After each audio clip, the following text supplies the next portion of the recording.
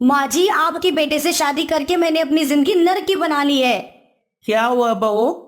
जब देखो चिक चिक चिक चिक चिक चिक करते रहते हैं। ये नहीं खाना, यहाँ नहीं जाना, शॉपिंग नहीं करनी, बस एक ही बात, रोने की आदत है। पैसे कहाँ से लाऊं? गरीब ससुराल में शादी करके मैं तो परेशान हो गई हूँ। तुम्हें नहीं पता था बहू कि हम कितने गरीब हैं? मुझे क्या पता था गरीब ससुराल में शादी करके मुझे इतनी परेशानियों का सामना करना पड़ेगा। ये कहकर संजना रोने लगी। संजना एक अमीर बिजनेसमैन की बेटी थी। अपने माता पिता के खिलाफ जाकर एक गरीब लड़के से शादी कर लेती है, लेकिन शादी के बाद उसे गरीब ससुराल में बहुत कठिनाइयों का सामना करना पड़ता है। अमीरी में पली बड़ी संजना क्या गरीब ससुराल में रह पाएगी? क्या संजना ससुराल में एक अच्छी बहू बन पाएगी? चलो देखते हैं आगे क्या होता है संजना के साथ और संजना क्या क्या करती है। सुनील, संजना का पति। सुनील की उम्र 19 साल की थी जब उसकी बड़ी बहन की शादी हुई थी, लेकिन शादी के 1 महीने बाद ही सुनील के पापा की मौत हो जाती है। अब हम क्या करेंगे बेटे? सुनील की उम्र भी बहुत ही छोटी है, घर का गुजारा भी कैसे चलेगा? हे भगवान, अब हम क्या करेंगे? मम्मी, मेरी शादी के बाद ही ये हुआ है। लगता है मेरी शादी ही शुभ नहीं है। नहीं नहीं दीदी, ऐसा मत कहो। सविता के परिवार के ऊपर दुखों का पहाड़ टूट जाता है। सुनील अपनी पढ़ाई छोड़कर काम की तलाश करने लगता है ताकि घर का खर्च चला सके। मम्मी, इस घर में मैं और आप ही रहते हैं। दीदी तो अपने ससुराल चली गई है। भगवान करे हमारी दीदी हमेशा खुश रहे। बेटा, तूने अपनी पढ़ाई तो छोड़ दी है, मुझे अच्छा नहीं लग रहा। ऐसा कर, तू अपनी पढ़ाई पूरी कर, मैं घरों में बर्तन सफाई का काम शुरू कर लेती हूँ। नहीं नहीं मम्मी, आपको मेरी कसम, आप लोगों के घरों में काम नहीं करेंगी। आप घर पर आराम करो। मैंने सोचा है कि मैं जूस का ठेला लगाऊंगा। मैं बहुत मेहनत करूंगा, लेकिन आपको बाहर काम पर नहीं जाने दूंगा। सुनील एक जूस का ठेला खरीदता है और एक पार्क के पास लगा लेता है। पहले दिन 2-4 ग्राहक आते हैं, लेकिन सुनील खुश था। उसका काम तो शुरू हुआ। जब ठेला लेकर रात को घर पहुंचा तो सविता देवी ने कहा, बेटा, लगता है बहुत थक गए हो। छोटी सी उम्र में इतनी जिम्मेदारी पड़ गई है, कैसे करोगे बेटा तुम? माँ, आप चिंता मत करो। देखना, एक दिन हमारा काम बहुत चलेगा। मैं बहुत मेहनत करूंगा, आपको कोई परेशानी नहीं होने दूंगा। सविता की नजर सुनील के हाथों पर पड़ी। उसने सुनील के हाथों को देखा। सुनील के हाथों में फफोले पड़ गए थे। यह देखकर सविता रोने लगी। सुनील बेटा, ये तेरे हाथों में कितने फफोले पड़ गए हैं, मैं तुझे काम करने नहीं दूंगी। मम्मी, ऐसा मत कहो, मुझे कमजोर मत करो। अगर आप रोगी तो मैं काम कैसे करूंगा? अपनी जिम्मेदारी को कैसे निभाऊंगा? मेरा बेटा लगता है बड़ा हो गया है और समझदार भी। अच्छा, तू हाथ मुंह धो ले, मैं तेरे लिए खाना लेकर आती हूँ। सुनील की मेहनत रंग लाई। उसका काम बहुत अच्छा चल गया। अब सविता और सुनील बहुत खुश थे। एक दिन सुनील की बहन अपने मायके आती है। कैसी है मेरी बच्ची? बहुत खुश लग रही है। क्या बात है, किसी की नजर ना लग जाए मेरी बच्ची को। मम्मी, मैं अपने ससुराल में बहुत खुश हूँ। मेरे ससुराल वाले बहुत अच्छे हैं। मम्मी, भैया कहाँ है? बेटा, वो तो काम पर गया है। बहुत मेहनत करता है तेरा भाई। इतनी सी छोटी उम्र में उसने सारी जिम्मेदारी उठा ली है। इसी तरह से सुनील को काम करते करते कई साल बीत जाते हैं। उसका काम भी अच्छा चल रहा था। उसके आसपास के ठेले वाले भी उसके अच्छे दोस्त बन गए थे। एक दिन सुनील ने देखा एक लड़की उसके दोस्त कुलचे छोले वाले से लड़ रही है। भैया, मेरा पर्स घर पर रह गया है, मैं आपको ऑनलाइन पेमेंट कर देती हूँ। नहीं नहीं मैडम जी, मुझे कैश चाहिए। तुम्हें समझ नहीं आ रहा? मेरे पास पैसे नहीं है, कहाँ से लाऊं? जब तुम्हारे पास पैसे नहीं थे तो तुमने कुलचे छोले खाए क्यों? मुझे क्या पता था कि मैं घर पर ही पर्स भूल गई हूँ। तुम यही रुको, मैं घर जाकर पैसे लेकर आती हूँ। ये तो बहाने हैं आप जैसे बड़े लोगों के, जो फ्री में कुलचे खाने के लिए नौटंकी करते रहते हैं। मैं आपको नौटंकी वाली दिखती हूँ? मेरा स्टैंडर्ड तो देखिए, मैं कार लेकर आई हूँ। मैं तुम्हें चोर नजर आ रही हूँ? तुम्हारे पैसे लेकर भाग जाऊंगी मैं? मैडम जी, किसी के चेहरे पर नहीं लिखा होता कि वो चोर है। ऐसा करो, मैं अपनी कार की चाबी यही छोड़ देती हूँ, अगर तुम्हें मुझ पर विश्वास नहीं है तो। मैडम जी, मुझे सिर्फ कुलचे छोले के पैसे चाहिए, तुम्हारी कार नहीं। कल को मुझ पर चोरी का इल्जाम लगा दोगी? हे भगवान, कैसे कुलचे वाले भाई हो। पैसे नहीं है तो चाबी दे रही हो, अभी मैं जाऊंगी पैसे लाऊंगी तुम्हें दे दूंगी। मैडम जी, जवाब सवाल के बात करो। अपनी अमीरी का घमंड अपने घर वालों को दिखाना। हम गरीब हैं, इसका मतलब है ये तो नहीं कि तुम कुछ भी हमें बोलती रहोगी। उनकी लड़ाई देखकर सुनील वहां आता है। अरे क्या हुआ सुरेश, मैडम जी से क्यों बहस कर रहा है? अरे कुछ नहीं सुनिए, मैडम जी ने कुलचे छोले तो खा लिए, अब कह रही है कि मैं पास घर में ही भूल आई हूँ। मैं तुम्हें ऑनलाइन पेमेंट दे तो रही हूँ भैया, मेरे पास कैश नहीं है, लेकिन आपके पास अकाउंट ही नहीं है, तो मैं क्या करूँ? मैंने इनसे कहा भी है कि मैं घर जाकर पैसे ले आती हूँ, लेकिन इनको मेरी बात समझ ही नहीं आ रही। तुम जैसे लोग ऐसे ही करते हो, फ्री में पहले खा लेते हो, जब पैसे देने की बारी आती है तो बहाना बनाना शुरू कर देते हो। अच्छा सुरेश, अब बहस करना बंद करो। मैडम जी, आप मुझे ऑनलाइन पेमेंट दे दो, मैं अपने दोस्त को कैश दे दूंगा। थैंक यू, आप भी मुझे समझदार लग रहे हो। इस आदमी ने तो मेरा दिमाग ही खराब कर दिया था। मैडम जी, कुछ ज्यादा ही बोल रही हो, दिमाग तो तुमने मेरा खराब किया है। अच्छा, अब दोनों बहस करना बंद करो। आप मुझे अपना बारकोड दे दीजिए ताकि मैं आपको पेमेंट कर सकूं। चलिए मैडम, बारकोड मेरे ठेले पर लगा हुआ है। प्रिया सुनील के ठेले के पास जाती है। अच्छा, तुम्हारा जूस का ठेला है? हाँ मैडम, मेरा जूस का ठेला है, आप जूस पीना चाहोगी क्या? देखने में तो फ्रूट फ्रेश लग रहे हैं। अच्छा चलो, एक जूस का गिलास ही बना दो। सुनील जूस बनाकर प्रिया को देता है। जूस तो बहुत ही स्वादिष्ट है। अच्छा, टोटल कितने पैसे हुए? मैडम जी, 60 रुपए जूस के और 40 रुपए कुलचे के। प्रिया ने 100 रुपए ऑनलाइन पेमेंट की। सुनील को थैंक यू कहते हुए वहां से चली जाती है। अगले दिन प्रिया जूस पीने के लिए किसी और की दुकान पर जाती है। भैया एक मिक्स फ्रूट जूस बनाकर दे दीजिए, और हाँ, अच्छा बनाना। अभी बनाता हूँ मैडम जी। प्रिया जैसे ही जूस पीती है उसे पसंद नहीं आता। भैया ये क्या बनाया है बकवास सा जूस? इसे जूस कहते हो? ऐसे लगता है जैसे बासी फ्रूट यूज किए है। कितनी बदबू आ रही है इसमें। नहीं नहीं मैडम जी, एकदम फ्रेश फ्रूट का बनाया है। कितने पैसे हुए? मैडम जी, 100 रुपए हो गए। क्या कहा तुमने?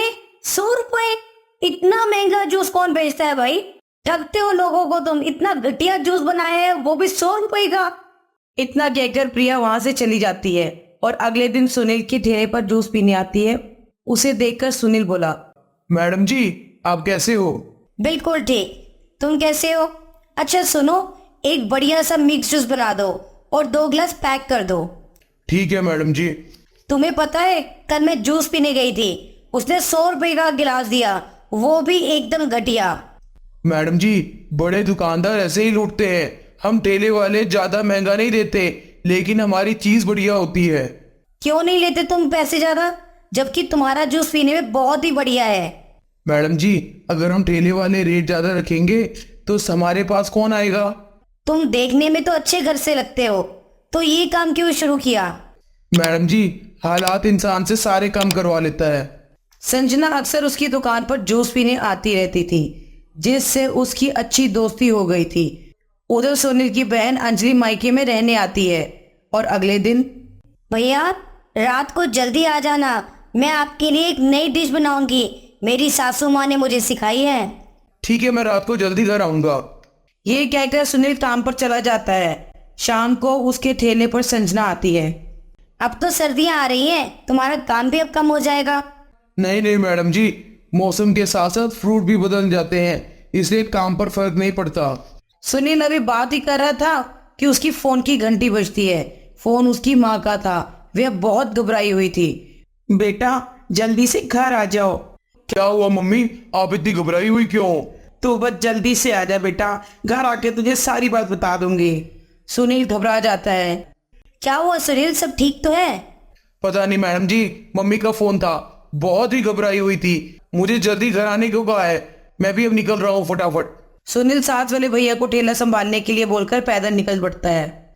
सुनो, पैदल क्यों जा रहे हो? मैं तुम्हें तुम्हारे घर तक छोड़ देती हूँ। सुनील कार में बैठ जाता है। थोड़ी देर में सुनील और संजना घर पहुंचते हैं। संजना अंदर जाकर देखती है कि सुनील का छोटा सा घर है और थोड़ा बहुत जरूरत का सामान पड़ा है। सुनील अपनी माँ के पास जाता है और कहता है, क्या हुआ मम्मी, सब ठीक तो है? बेटा तेरी बहन के पेट पे बहुत ज्यादा दर्द हो रहा है, दवाई भी दी है लेकिन आराम नहीं आ रहा। जल्दी से अंजलि को हॉस्पिटल लेकर जाना होगा। मम्मी आप घबराओ मत, मैं अभी दीदी को हॉस्पिटल ले जाता हूँ। बेटा ये लड़की कौन है? मम्मी बाद में बताऊंगा, पहले दीदी को हॉस्पिटल तो लेके जाने दो। संजना सबको गाड़ी में बिठाकर हॉस्पिटल ले जाती है। हॉस्पिटल पहुंचकर डॉक्टर साहब देखिए मेरी बेटी को क्या हो गया है, पेट में बहुत ज्यादा दर्द हो रहा है। डॉक्टर चेक करता है। कुछ नहीं हुआ माँ जी, आपकी बेटी को उसे सिर्फ फूड पॉइजनिंग हो गई है, कुछ उल्टा सीधा खा लिया होगा। मैं दवाई दे देता हूँ, घबराने की कोई जरूरत नहीं है और थोड़ी देर में देखना आपकी बेटी बिल्कुल ठीक हो जाएगी। शुक्र है भगवान का कि दीदी ठीक है, वरना उनकी हालत देखकर तो मैं घबरा ही गया था। थैंक यू मैडम जी, आपकी वजह से हम हॉस्पिटल ठीक टाइम पर पहुंच सके। हाँ बेटी, सुनील बिल्कुल ठीक बोल रहा है। वैसे तुम हो कौन? मम्मी ये मैडम मेरे ठेले पर रोज जूस पीने आती है। जब आपका फोन आया मैडम जी भी वही थी। मैडम जी ने मुझे कार पर घर छोड़ने आई थी। बेटा अगर आज तुम नहीं होती तो मेरी बेटी का क्या होता? तुम दिल की बहुत अच्छी हो, तभी तो तुमने हमारे दर्द को समझा। वैसे बेटे तुम्हारा नाम क्या है? मेरा नाम संजना है आंटी जी। संजना सोच ही रही थी कि सुनील अपने परिवार से कितना प्यार करता है। इतने में संजना के पिताजी का फोन आ जाता है।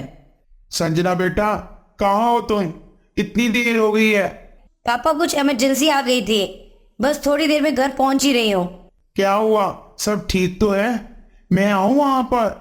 नहीं नहीं पापा, उसकी जरूरत नहीं है। मैं घर आकर आपको सब बताती हूँ। मैं आधे घंटे में घर पहुंच जाऊंगी। ठीक है बेटा, जल्दी आना। ओके पापा। बेटी तुम्हारे पापा बहुत परेशान हो रहे होंगे, अब तुम घर जाओ। तुम कहती हो तो सुनील तुम्हें घर छोड़ आता है, रात बहुत ज्यादा हो गई है। नहीं नहीं आंटी जी, इसकी कोई जरूरत नहीं है। वैसे भी दीदी को होश आ जाएगा, मैं आप सबको घर छोड़ दूंगी। मैडम जी आप जाइए, हम चले जाएंगे। संजना उनकी एक नहीं सुनती। इतने में अंजलि को होश आ जाता है। अंजलि संजना से मिलकर खुश होती है। इसके बाद संजना सबको घर छोड़ती है। थैंक यू मैडम जी, अगर आप नहीं होती तो दीदी को कितनी तकलीफ सहनी पड़ती। आपकी वजह से ही जल्दी से दीदी का इलाज भी हो पाया। बार बार थैंक यू बोलकर मुझे शर्मिंदा मत करो। तुम्हारी हेल्प करके मुझे अच्छा लगा। अच्छा अब मैं चलती हूँ। ये कहकर संजना चली जाती है। उसके मम्मी पापा उसकी वेट कर रहे थे। संजना बड़ी देर लगा दी, सब ठीक तो है ना बेटा? हाँ मम्मी सब ठीक है। उसके बाद संजना सारी बात बताती है। ये तो तुमने बहुत अच्छा किया, लेकिन ऐसे लोगों से जरा दूर ही रहना। ये गरीब लोग मौके का फायदा उठाते हैं। नहीं नहीं पापा, ऐसी कोई बात नहीं है। मैं तो उसकी मदद करके घर आ गई। बेटा इनसे बचकर रहना, ये मुंह के मीठे होते हैं और अपनी बातों से अमीर लोगों को फंसा लेते हैं। अभी तुम बच्ची हो, कच्चे दिमाग की हो, जरा सोच समझ कर कहीं जाया करो। मम्मी पापा आप चिंता मत करो, मैं संभल कर ही रहती हूँ। लेकिन सच्चाई कुछ और ही थी। अब संजना सुनील से प्यार करने लगी थी। सुनील की सादगी और परिवार के प्रति उसका प्यार देखकर संजना उससे इम्प्रेस हो गई थी। संजना सारी रात सुनील के बारे में सोचती रही। उसे लगा कि वह सुनील से प्यार करने लगी है।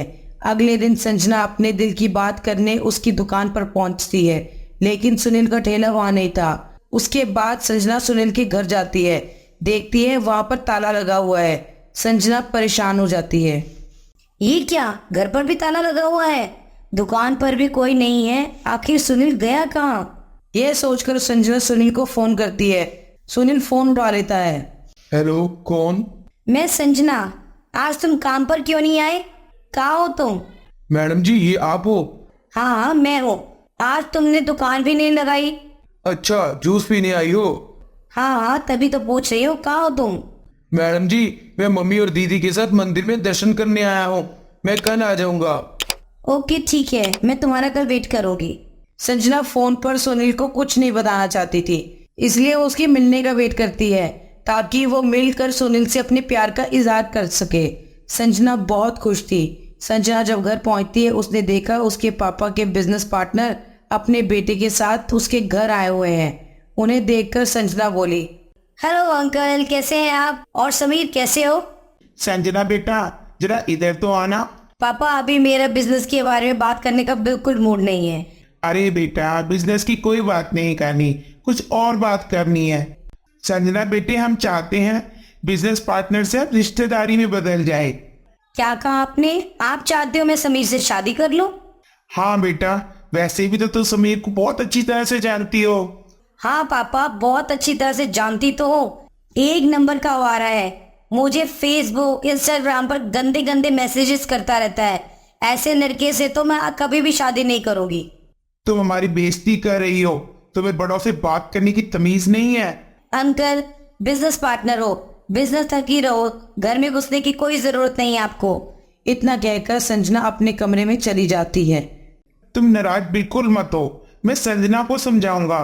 नहीं अंकल, मुझे ऐसी बदतमीज लड़की से शादी नहीं करनी। इसे अगर आपने नहीं रोका तो ये हाथ से निकल जाएगी। जरा इस पे ध्यान दो और इसकी लगाम खींच के रखो।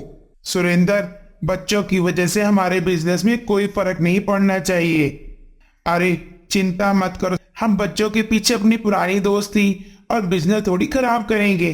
अच्छा, अब हम चलते हैं। उसके जाने के बाद सुरेंद्र संजना के कमरे में उससे मिलने जाता है। आपको क्या लगता है, क्या संजना इस रिश्ते के लिए मानेगी?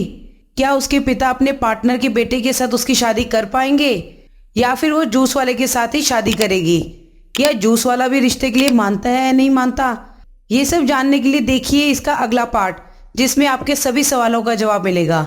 उम्मीद करती हूँ आपको हमारी आज की कहानी अच्छी लगी होगी और आप हमारी इस कहानी को लाइक और शेयर जरूर करेंगे। और हाँ, जाते जाते कमेंट करना ना भूलिएगा। कमेंट करके बताइए कि आपको हमारी कहानियाँ कैसी लग रही हैं। मिलते हैं आपसे अपनी नई कहानियों के साथ, तब तक के लिए take care, bye, stay safe and stay healthy.